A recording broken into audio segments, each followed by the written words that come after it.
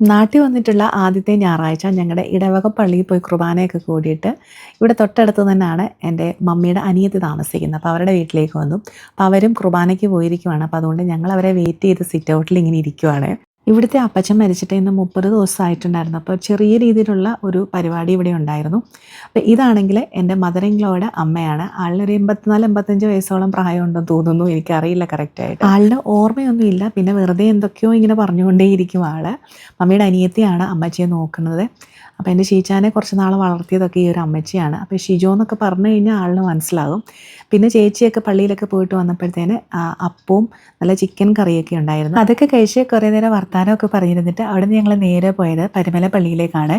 പരിമല പള്ളിയെപ്പറ്റി എല്ലാവർക്കും അറിയാമെന്ന് വിശ്വസിക്കുന്നു.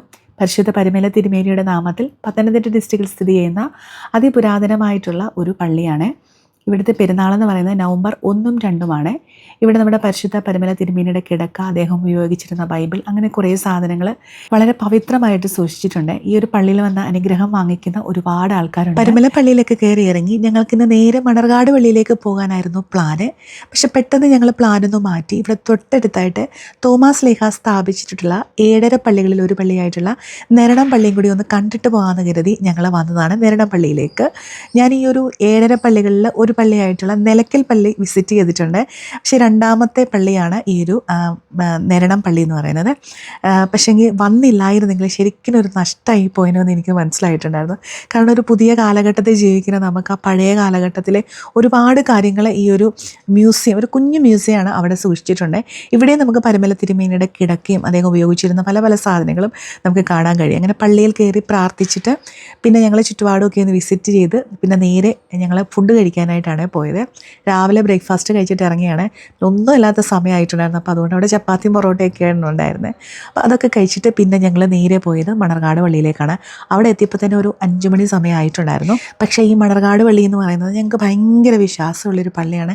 ഞങ്ങളുടെ ഹൃദയത്തോട് ചേർത്ത് വെക്കുന്ന ഒരു പള്ളി എന്നൊക്കെ പറയത്തില്ലേ. കുട്ടിക്കാലത്ത് ഞങ്ങളുടെ മാതാപിതാക്കൾ ഈ ഒരു 8 നോയമ്പ് എടുക്കുകയും അവരുടെ കൂടെ ഈ ഒരു പള്ളിയിലേക്ക് വന്നതും ഒക്കെയാണ് ഇപ്പം എനിക്ക് ഓർമ്മ വരുന്നത്.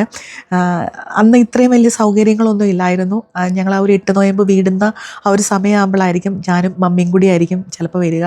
അങ്ങനെ വന്നു പോയ ആ ഒരു ഓർമ്മകളൊക്കെ എപ്പോഴും ഇവിടെ വരുമ്പം ആദ്യം വരുന്നത്.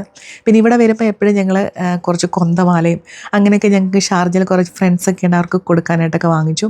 പോകുന്ന വഴിക്ക് ചെറിയ രീതിയിൽ മഴയൊക്കെ ചാറി ഞങ്ങളൊരു ചായയും ഒരു ഉള്ളിവടയൊക്കെ കഴിച്ചു.